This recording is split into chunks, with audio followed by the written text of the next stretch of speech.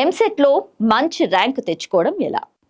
ఎబ్సెట్ and ఎంసెట్లో మంచి rank సాధించడం అనేది కేవలం కష్టపడడం మీద మాత్రమే కాదు, స్మార్ట్ వర్క్ మీద కూడా ఆధారపడి ఉంటుంది. నీట్తో పోలిస్తే ఇందులో ప్రశ్నల సంఖ్య ఎక్కువ, సమయం తక్కువ. కాబట్టి వేగం మరియు ఖచ్చితత్వం చాలా ముఖ్యం. మంచి ర్యాంకు కోసం అనుసరించాల్సిన వ్యూహం గురించి ఇప్పుడు తెలుసుకుందాం. సిలబస్ మరియు వెయిటేజీపై అవగాహన ఉండాలి. ముందుగా ఏ చాప్టర్ల నుండి ఎక్కువ ప్రశ్నలు వస్తున్నాయో తెలుసుకోవాలి. మ్యాథ్స్ అనేది డిసైడింగ్ ఫ్యాక్టర్. 160 మార్కులతో 80 మార్కులు దీనికే ఉంటాయి. కాబట్టి మ్యాథ్స్ పై పట్టు సాధిస్తే సగం విజయం సాధించినట్లే. ఇక బయాలజీ సబ్జెక్టు పరిధిలోని బాటనీ, జువాలజీలో స్కోరింగ్ సులభం. తక్కువ సమయంలో ఎక్కువ ప్రశ్నలు చేయవచ్చు. ఇంటర్మీడియట్ బోర్డు పుస్తకాలే ఈ పోటీ పరీక్షకు ప్రామాణికం. ఎంసెట్ ప్రశ్నలు గరిష్టంగా తెలుగు అకాడమీ పుస్తకాల నుంచే వస్తాయి.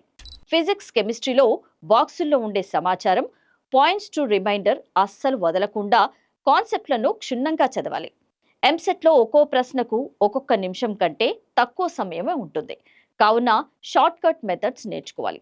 ముఖ్యంగా మ్యాథ్స్ మరియు ఫిజిక్స్లో పెద్ద పెద్ద లెక్కలను 30 నుండి 40 సెకండ్లలో చేసేలా short cuts and tricks practice చేయాలి. ఆప్షన్ ఎలిమినేషన్ పద్ధతిని అలవాటు చేసుకోవాలి. గత 5 నుండి 10 ఏళ్ల ప్రశ్న పత్రాలను సాల్వ్ చేయడం అత్యంత ముఖ్యం. దీనివల్ల ప్రశ్నల సరళి అర్థమవుతుంది.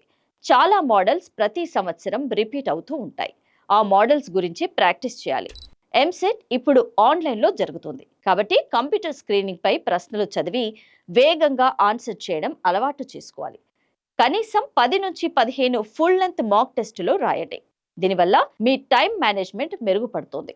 ఎంసెట్లో నెగటివ్ మార్కింగ్ ఉండదు కాబట్టి రాని ప్రశ్నలను కూడా వదిలిపెట్టవద్దు. చివరిలో కనీసం లాజికల్గా గెస్ చేసి అన్ని ప్రశ్నలను అటెంప్ట్ చేయాలి. ప్రతిరోజు కనీసం 8 నుంచి 10 గంటల ప్రిపరేషన్, క్రమం తప్పకుండా రివిజన్ ఉంటే 5000 లోపు ర్యాంక్ సాధించడం పెద్ద కష్టమేమీ కాదు.